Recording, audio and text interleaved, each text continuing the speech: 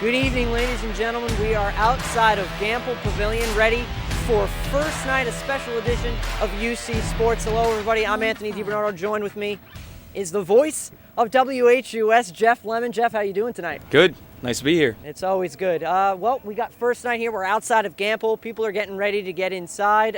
It's going to be a great night for UConn fans, right? Well, let's hope right now that the women's volleyball team is beating UCF. Absolutely. Huskies taking on the Knights right now in Gamble behind us. Both teams 13-4 overall, 4-2 in conference play. Hopefully the Huskies can get off on the right note before First Night comes around at 7. Absolutely, and then when First Night rolls around, that is when we will see the brand new 2016-17 men's and women's basketball teams, including a look back at the national champions, 4 straight championships for the women, and of course the men, that new freshman class that everybody's really hyped about.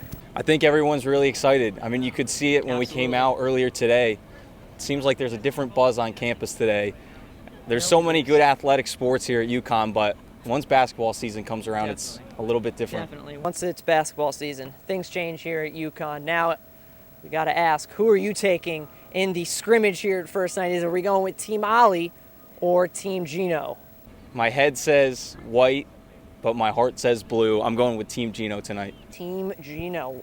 Well, every year it seems that Team Ollie cannot beat Team Gino. I guess it's just Gino knows how to win.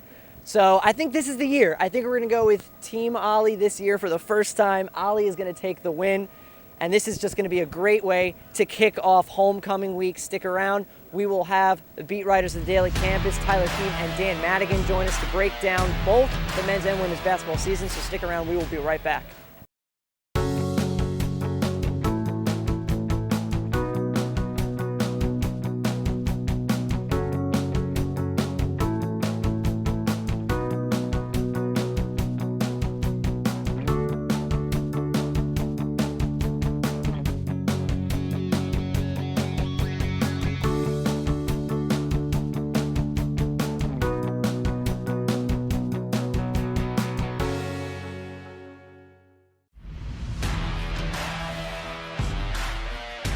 Welcome back, everyone. We're live here on Fairfield Way, Gamble Pavilion back in the distance, just about 2 hours away from UConn First Night here in stores. I'm Jeff Lemmon, joined alongside Daily Campus women's basketball beat writer Dan Madigan, and we're going to talk some women's hoops before we send it over to Anthony DiBernardo and Tyler Keating to talk about the men's side. So Dan, you and I both at the Final Four last year. Huskies win their 4th straight national championship, never been done before in the women's Division I game. First thing I want to ask you, without Stewart, Tuck, or Jefferson on the roster this year, who leads this team? You know, it's going to be tough replacing 3 of the better players in the history of women's college basketball. But, you know, I think Kia Nurse, junior Gabby Williams, those 2 will probably pick up a bulk of the leadership role. Sophomore Katie Lou Samuelson didn't play in the championship game due to a foot injury, but she's going to be doing a bulk of the scoring this year. She'll probably pick up a lot of the leadership role as well further on in the season. And their non-conference schedule to begin the year, 13 games, 10 versus teams that were in the NCAA tournament last season. 7 of those teams finished in the top 15 of the RPI, 6 of which were in the AP top 10 in the final top 25 polls. Very tough schedule. Is this the toughest ever? And is UConn going to stumble somewhere in those first 13 games? You know, on paper, it might not be the toughest schedule that they've ever had for non-conference, but with all the other factors, losing, you know, Tuck, Stewart, and Mariah, as well as, you know, a lot of underclassmen this year, a little bit of inexperience, it is going to be tough. You know, I remember Gino saying something in practice along the lines with all these, you know, great teams wanted to schedule and wanted to get on the schedule, but it was always for this year once that big 3 left, you know, so it'll be interesting to see how this young team kind of reacts to just such a strong start to the season in terms of competition. But I think they should be all right. That being said, they do have a 75-game winning streak right now. They need 15 more to kind of get to 90, which is the record that they set a few years back.